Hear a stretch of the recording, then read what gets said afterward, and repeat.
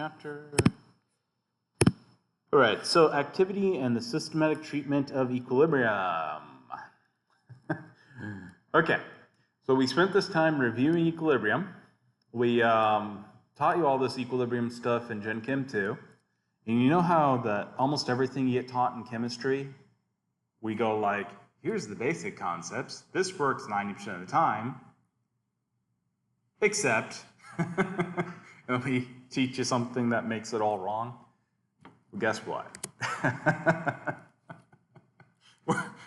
I'm going to invalidate everything I taught you again. Okay. So the ions and molecules in a solution, these are surrounded by an organized sheath of solvent molecules. For example, when you're talking about the cation in solution, it doesn't just float around as that positive ion. It floats around in a sheath or in a cage of solvent molecules, which are water, with the negatively charged one associated with it, right? Which is the oxygen, okay? The reverse happens to the anions. They also have water cages around them. Water clusters is actually the terminology that's sort of developing. This is still developing though, because it's very hard to test and actually do anything with, obviously, because these are systems that are very complex. But computer models have made this, and new quantum computers are making this more and more something that can be tested and something that can actually be understood better. So anyways, the smaller, more highly charged ions are going to bond more water molecules and say they'll actually behave as significantly larger species in solution. So the smaller, more charged dense you are, the more you can bind and the more the cluster will matter. Okay? Does that make sense to you? Fantastic. So the activity of an aqueous ion, this can be related to the size of the hydrated species and its charge, right? And the activity is this new concept we're going to talk about and understand that's essentially like the concentration of the species, but because of this hydrated ions, sheaths around these, they don't act directly as a concentration like you think, like we've always talked about, okay? Note, however, everything we taught you works great as long as one thing is true. Does anybody know what that would be?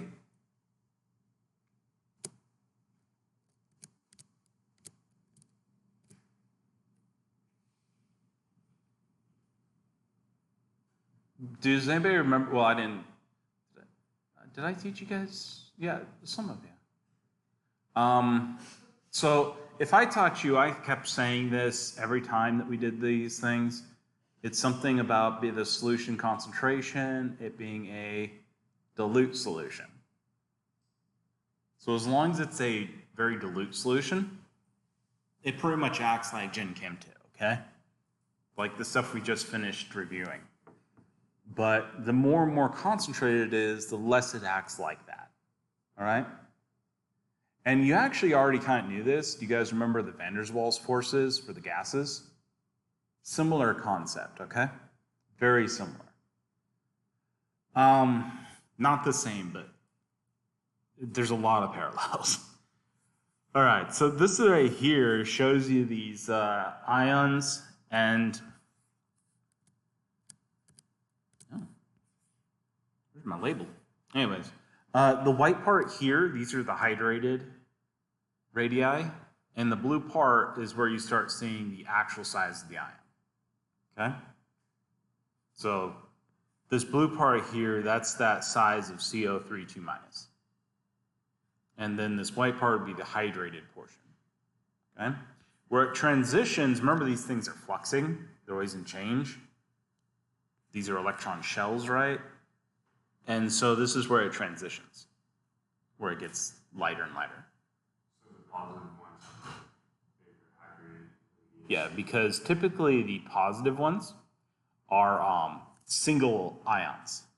They're monoatomic ions, right? So if you think about this, like the CO3, there's 4 atoms there that are bonded together in a very large structure compared to like lithium, right? or barium. No, beryllium, excuse me. Apparently I'm blind. This is the periodic table just going across. Remember, these 2+ ones are very small, right? Because they've lost that entire outer shell. Okay? So these are typically smaller only because, and they have a more hydrated shell, only because they're more charge dense. These right here are sharing their electrons among several different oxygens in this case, right? And so they are not very charge dense. That make a little bit of sense? The more charge dense you are, the easier you can form a cluster of water that associates with you. The less charge dense you are, the less the water can bind any given place, right?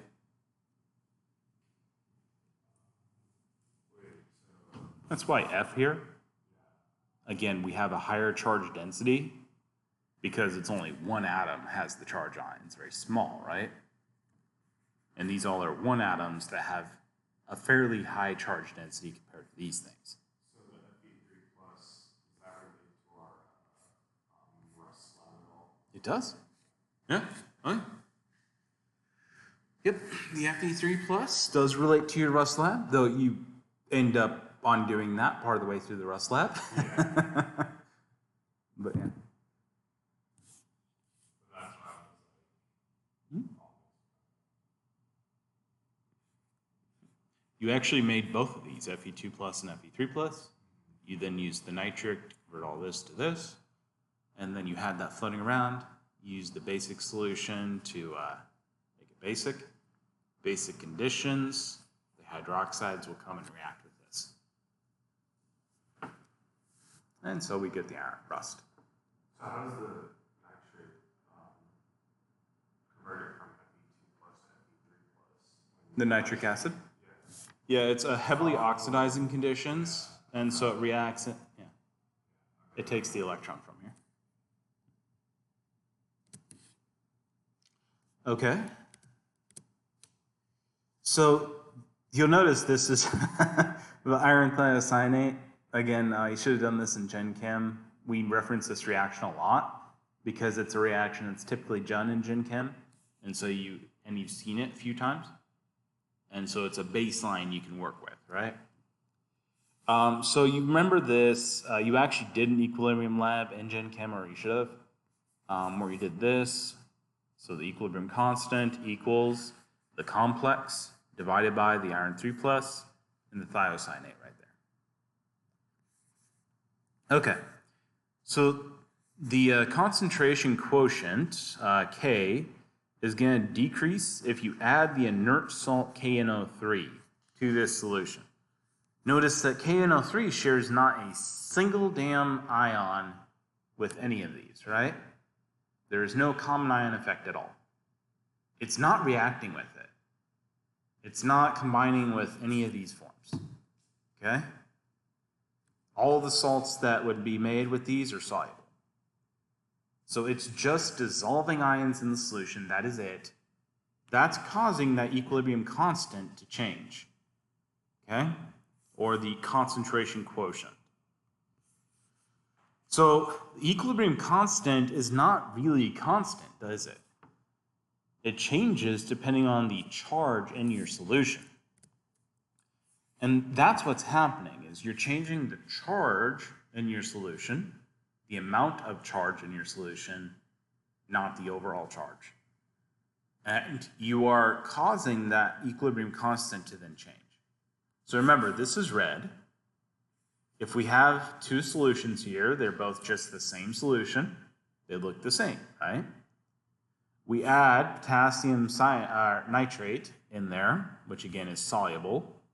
All the mixtures would be soluble, all the pairings. Notice there is no precipitate, there's no solid. Okay? What happened? Change color, right? It's less red, isn't it? Ooh, what is going on here? Red was our complex, right? So we're causing less of the complex to be made, and it's staying in this Fe3+ form, isn't it? in thiocyanate form. Okay. Notice, by the way, Fe3 plus solutions are oftentimes yellow colored. That's pretty common. So adding an inert salt, inert meaning it doesn't react with anything, right, is into a sparingly soluble salt, such as like calcium sulfate, is going to increase the solubility of that sparingly soluble salt. So if you have something that's already partially soluble, then it's going to cause it to break up into its dissociated form, right? So its component ions. Adding ions in the form of KNO3 in this case is going to increase what's called the ionic strength of the solution. That's going to increase the charge of the ionic atmosphere. Your ionic atmosphere attenuates, it's a fancy way of saying that decreases, the attraction between the calcium and sulfate. And the calcium and sulfate is how it has to fall out as solution, as a solid, right? So if you decrease that attraction, it's going to become more soluble. Okay? And thus it'll increase in solubility, right?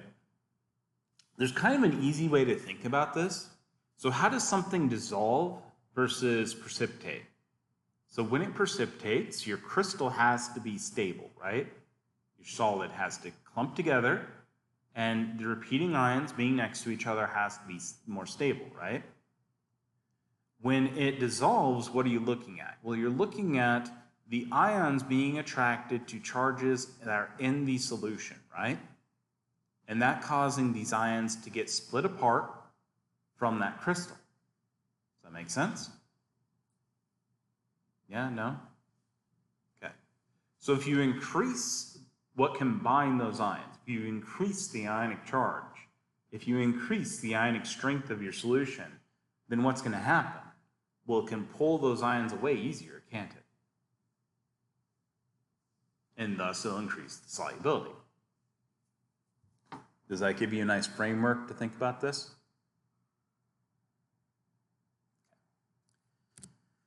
Okay, so this is the region of net positive or negative charge around an anion or cation in a solution. That's your ionic atmosphere. In a solution containing an inert salt, an anion is surrounded by excess cations, and a cation is surrounded by excess anions. Note that the less your concentration is, the less true this is, right? So if you have a very low concentration of these, you may have like 1 or 2 paired anion-cation, right? But you won't have a lot, okay? But the higher your concentration, the more these pairing ups will occur, okay? And keep in mind, these pairing ups are not strong enough, they're not a 1-to-1 ratio that you're going to have these things precipitate out, okay? So the greater the ionic strength of the solution, the higher the charge in the ionic atmosphere. An easy way to think about this, it's more like the ions are creating fields of negative charge, which welcome the cations, right? And the cations in the solution are creating fields of positive charge that welcome the anions. Does that make a bit of sense? The net attraction between the cation with its ionic atmosphere and the anion with its ionic atmosphere is smaller than it would be between a pure cation and a pure anion in the absence of its ionic atmosphere. So again, these are the ionic atmospheres here. They're partial positive and partial negative charges. The partial negative charge will associate with cations and that'll make it more stable than it otherwise would be. The partial positive will associate with the anions, making it more stable than it would otherwise normally be. This is true for inert salts. Why is this not true for anything but inert salts?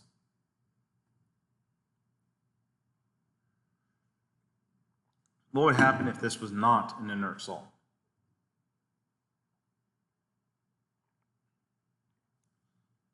One of these cations here would pair up the anion, it would fall out of solution, you'd have a solid.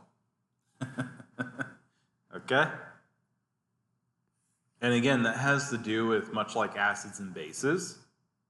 the charge densities and whether they can pair up nicely. Okay? So the net result is going to be a decrease of the attractive forces between your cation and anion pair that formed your solid or complex, and an increase in the ionic strength that promotes dissociation into ions. Okay.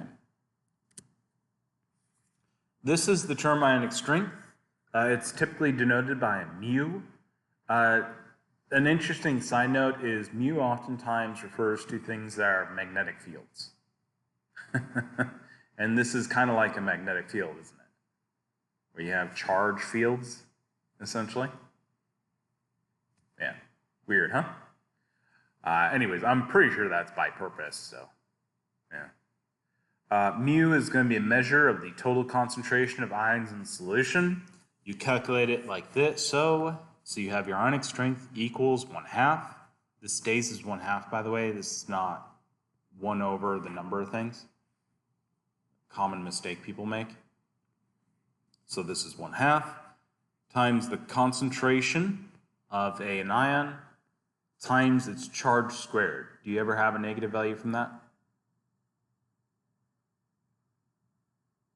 If I square -1, what do I get? -1 times -1 is? +1, right? -2 times -2 is? +4, right? Yeah. So notice these are always positive in here. And so they always all add up.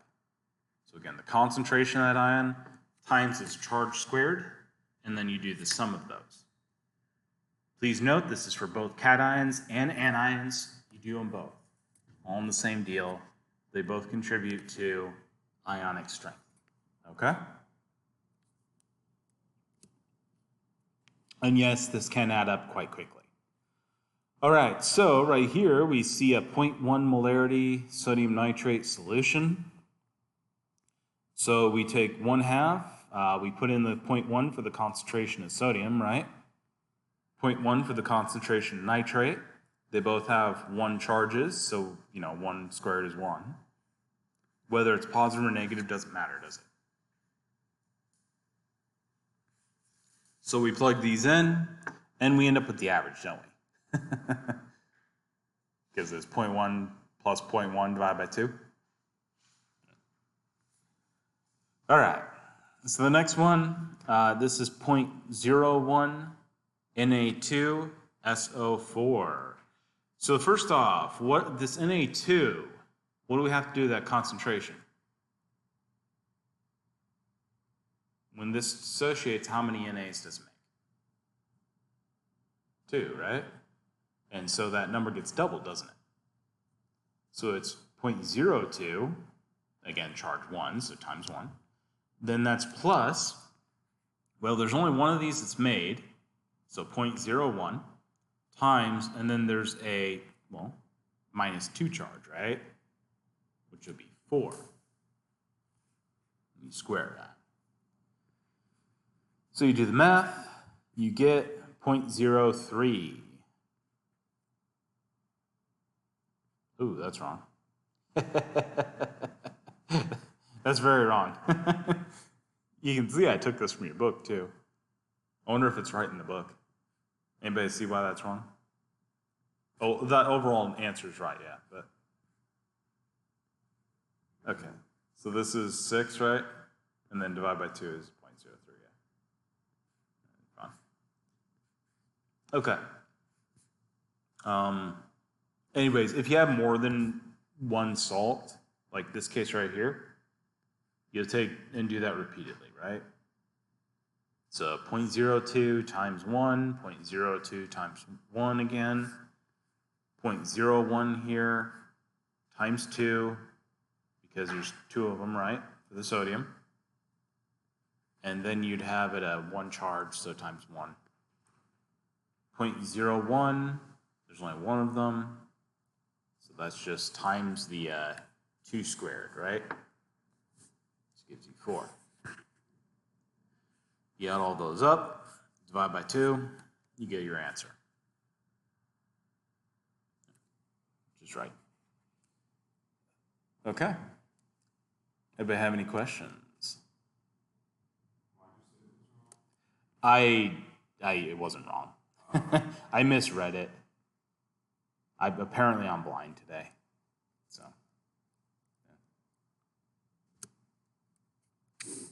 Yeah. Probably need some eye drops or something, I guess. The activity of the species, which is C in this case, it's just a species. It could be a hydroxide, whatever. I don't care. Probably more like potassium and nitrate. It's concentration multiplied by the activity coefficient. Please make sure you got this terminology down. Okay? So bracket K plus in brackets. What does that mean? Concentration, right? Specifically in a molarity. Everybody got that? Gamma with, say, a K plus as a subscript. What does that mean? Activity coefficient, right? So it's a coefficient you use to find the activity. Okay? Okay.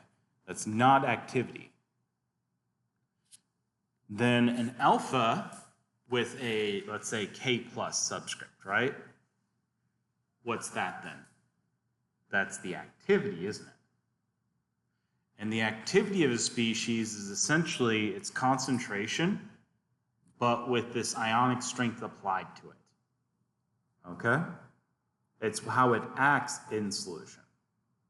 So essentially the concentration you observe in solution, not the concentration that's dissolved. Does that make sense? Okay, they're slightly different concepts. So think of it as it's literally the activity, how that acts in solution, rather than the concentration of it. So the activity coefficient is going to measure the deviation of behavior from the ideality. So ideality would have an activity coefficient, gamma, of 1, right? Same thing multiplied by 1 is 1. So gamma is going to be some number that is smaller than 1, right? If you're in extremely dilute solutions, it would approach 1. If you're in something that has a higher ionic strength, it's going to be some number that's less than 1. Okay? Everybody good so far? Okay. All right, so activity has to be a dimensionless quantity. So when we say C here, what we actually mean is it's C divided by molarity to get rid of its dimension. Okay? It's kind of like a percent. Percent doesn't actually have a dimension, right? Or a parts per million. That doesn't actually have a dimension. Okay? It's just a way of denoting things. The C of a gas actually would mean the C in bars. Remember, you can do this with bars as well. The pressure of a gas. That's how you denote its concentration. And that'd be in bars divided by bar, right? Again, you end up with a unitless quantity. What would be the activity of a pure solid or liquid? Well, by definition, this number here is what? Of a pure solid and liquid. C would be 1, right? So by definition, those have to be unity. Okay? Pure solids and liquids always go to unity. So activities must be used when incorporating ionic strength effects on equilibrium calculations. Whenever we talk about an equilibrium in a real-world situation, you would want to use activities unless you are a very, very, very low concentration, a very dilute solution, in which case everything's going to start going to 1, right? And then your activities will be the same as your concentrations in very dilute solutions. So let's go ahead and write this expression. So the equilibrium constant expression using activities, this is known as the thermodynamic equilibrium constant, because we need a new fancy name for it, right? As we know, if it's longer, it's fancier. Come on, you like that, don't you? What a useless name, right? Thermodynamic equilibrium constant. Well, equilibrium constants are thermodynamic constants, aren't they? So this is just a fancy way to say that I'm making an equilibrium constant with activities, right? That's what it doesn't actually tell you anything. Again, here we have a solubility. We're going to calculate KSP. This goes to unity. These will be their activities, right? If we had coefficients, they would be powers, wouldn't they? Okay, how do we find our activities? Well, we're going to take our concentrations and we're going to multiply them by the activity coefficients, which I'll show you how to find in just a bit. But first we need to figure out how to write out this KSP expression, right? Okay, anybody have any questions about this? Did anybody realize that these are constants? The activity coefficients, they're constants, aren't they? So do they have to be on the right side of the equation? They don't have to be on the right side of the equation, do they? In fact, we do that all the time, right? Where we take constants and we group them up.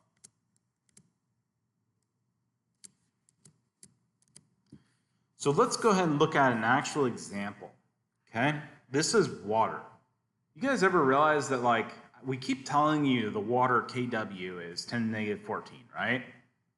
And that would tell you that 25 degrees Celsius, you should get a pH of 7 when you measure water, right? And then you measure water and what do you get? You never get a pH 7, do you? Every damn time, you never get a pH 7. Why is that? Because we have activity in water, don't we? We have an ionic strength. And so, yeah, here's the activity coefficients of the H3O plus and the OH minus for water. See that? They're not 1, are they? In fact, they're a pretty good distance from 1. Notice that? Okay, so we can redo this KW using the activities. So we would plug in, again, the activity coefficient would be times the concentration, then the activity coefficient of OH minus times its concentration. Note, we don't have any concentrations here, so we can't solve this, can we? But what we can do is we can group up terms. We have 3 constants. So we divide by the activity coefficients. We get 10 to the negative 14 divided by these values multiplied. We do the math and we see that we get 1.6 times 10 to the negative 14. It isn't 10 to the negative 7 for each of those, is it? Well, I'll be. So if these were equal, we would not get 10 to the negative 7, would we? We'd get like 10 to the negative 6.9 something. What's that pH you always get when you measure water? 6.9-ish? Hey, well, I'll be, right? Damn, every time. We didn't even know. Well, isn't that great? We finally solved a mystery that's been plaguing you for, what, 4 years now? That you didn't even realize was a mystery, probably. You probably just thought it was like experimental error or something, didn't you? Yeah, it wasn't. It was like you were actually measuring it right. We just hadn't told you the stuff you needed to actually understand it. And you see why we didn't tell it to you, right? Yeah, it takes some work. All right, so these are the activity coefficients versus ionic strength. You will note that as you increase ionic strength, what happens to your activity coefficients? They get smaller and smaller. The deviation gets larger and larger from 1, right? The ideal behavior. And so this is why if we have an ionic strength that's very low, like, 1 in 10,000 sort of things, 1 in a million sort of things, we essentially get ideal behavior, right? Also note that these relationships are not that different than a linear line. You see that? They're actually pretty close to linear behavior, aren't they? In fact, one of them is. The M3 plus gives you essentially linear behavior. Okay, so let's work on finding activity coefficients. What's my time look like? Oh, really? Wow. Holy crap, they got out early. All right, so one, you're going to calculate using the Debye-Huckel equation. Note that Debye, again, is shown up here. Debye did a bunch of like binding stuff and magnetic field stuff. So that's why this is all like this, where it's like fields. Yeah, Debye again. 2, look up the table. So they have calculated and tabulated values to help you out. And that table is 8.1. If you don't have something that's on the table, you would interpolate from that values that are on the table. Okay? So if you have something that's very close to one side, you just knock it down between those a little bit. You can actually do this using a like averages, that sort of thing, like a linear relationship. That's why I put out that it's very close to linear relationships. And so if you're between these two concentrations here, you can treat that like it's a linear line. Does that make sense? Yeah. So like if you're halfway between these two, you could take the average of these values and you'd be okay. Okay, so notice this is going to be grouped up as charges. So here we have a charge of plus or minus 1. This would be charge of plus or minus 2, 3, and 4. All right? They're then going to be grouped up by sizes after that. So for example, the hydrogen is going to be the smallest. It's tiny, right? And vice versa. Now, this hydrogen is actually very small, but that means it can attach to things very easily, okay? So this is going to be your ion size here. But note, that is, again, that's water clusters, right? That's the water cluster around it. That's not the individual ions, okay? So it's it's related to charge density of your ion. Does that make a bit more sense? Okay. Again, my table's messed up. Your table's fine in your book. It's okay. So use your table in your book. Don't use the table in my slideshow, because it's always like that. It's almost unreadable, right? Like this is that, this is that, this is, you get the idea. Yeah. My table's awful. Anyways, it tells you ionic strengths and the ion sizes, which you'll need. And so you'll get these from this table, interpolate any of these. If you're like a concentration that's between the concentrations listed, you'll, essentially, if it's a third the way there, you'll take a third of this value, 2/3 of that value. Do you understand what I'm saying? Everybody knows how to do that, okay? It's just like how you do grades. You're interpolating that. Okay. Note again the ionic strength as your solution is less and less concentrated. What happens to ionic strengths? Well, they go closer and closer to the ideal, right? The unity. And as you get increasing ionic strengths, they're less and less like the ideal, which is 1. That's an easy way to help you remember things, okay? All right, so let's find the activity coefficient of calcium 2+ in a solution of 3.3 millimolar calcium chloride. First thing we have to do is figure out the ionic strength, right? Because that's going to be how we'll find these values right here. So we take 1/2 concentration of the calcium times its charge squared plus the concentration of the chloride times its charge squared. Millimolar is 1/1000th, right? So don't forget to do the 3.3 divided by 1,000 before you do this, because all the values in here are in the molarities. All right. Okay, so we do the work, we get it 0.01 molarity. So what would we do next? We look at the table. We have calcium 2 plus and chloride 1 minus, right? So we come up here, we look at the 2 plus charge, we look for calcium. Calcium's right there. So there's the ion size, and we got 0.01. So we look for 0.01, which is on the table, and it's right here. See that? Okay. Again, my table's formatting is screwed up. But yes, your table is much easier to use. Just connect the XY, right? You get it. Okay. For the chloride, we'd look under the 1 plus charge. You're talking about chloride, so it's probably going to be somewhere a bit further.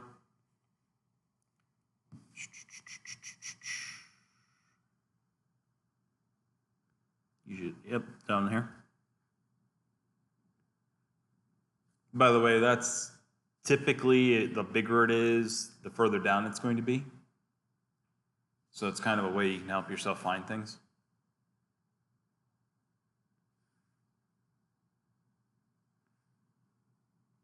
Okay.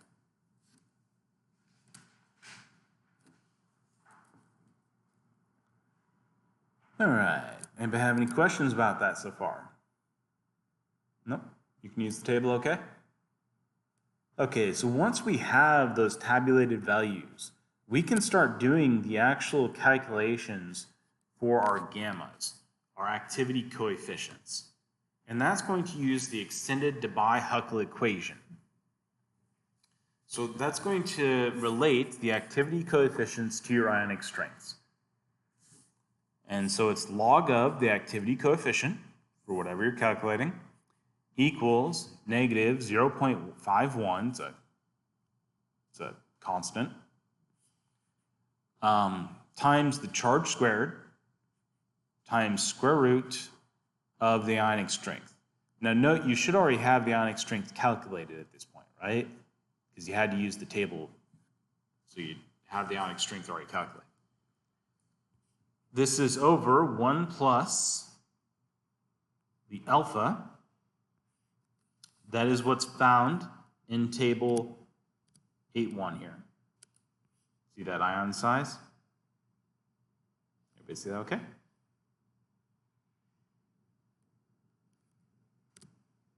Okay, so we got those from the table. And then that's the square root of mu again, divided by 305, right? Okay, and again, that's this right here, mu. These are the alphas. So we use our results from the table to calculate our gamma here. This equation will work fairly well for mu is less than 0.1 molarity. What happens after mu is 0.1 molarity? Do we even have anything on the table for above that? We don't, do we? The table breaks, okay? At 0.1, these values become nonlinear. Did you note, like here, what happened? At 0.1, look what's happening. You see how they're starting to become nonlinear? Like this one's evening out at 0, approaching 0, but never is going to hit it. This one's going down, and it's going to go down fast after this. Yeah. So after 0.1, they become very concentrated solutions, and their behaviors change a lot. You may have noticed this if you guys use concentrated acids. Remember where you use like concentrated sulfuric acid, concentrated nitric acid? Those didn't act like normal liquid, did they? They were almost oily, right? Yeah. So they actually changed their physical properties quite a bit. So is this why, like, whenever we're in lab, most of the time the highest concentration we use is Yep. After 0.1, they become so dissimilar to normal water that they can start causing problems for anything that's related to that, right? Anything that's related to our equilibrium constants, that sort of stuff. Yeah. And that's why organic chemistry, we use a lot of solutions that are higher. Because we're not in water anyways. Doesn't matter, right? We're not doing anything with that in the first place, so we don't care. Again, this is going to approach unity at low ionic strengths. Like the lower this number is, the more it approaches unity, right? High ionic strength will make the gamma smaller, so your activity coefficient will become smaller. Now, I do agree that I hate the terminology in this. I absolutely hate it. Did anybody notice that mu and alpha kind of get reused twice for related but not the same thing? Which makes this kind of confusing, right? They're related things, don't get me wrong. They have a lot to do with each other, but it does make this so much more difficult than it had to be. So, is the alpha and then the 305 found in the table, or is it the negative? The 305 is a constant. This and this are found in the table. And you'll get that. Again, that's part of the equation. Yeah. This number, the 1, the 305, they're all part of the equation. The only thing you don't find on the table that you put in here is the charge, which you needed to do the table anyways, right? The easy way to remember these is that alpha, the other type of alpha would have had a value down here. That's the activity, right? And there's nothing down here, right? So, and the other thing is this mu here. There's two different types of mu. There's the ionic strength, right? And then there's the ionic strength when applied to this. Again, you're using this to figure out what it is, what the activity coefficient is for this, right? So as long as you have the right table. Yeah, as long as you have numbers from the table, this is pretty trivial. Only thing people mess up a lot on is the charges. They forget the charges. Yep, and here's an example, by the way. We'll do that next time. Okay.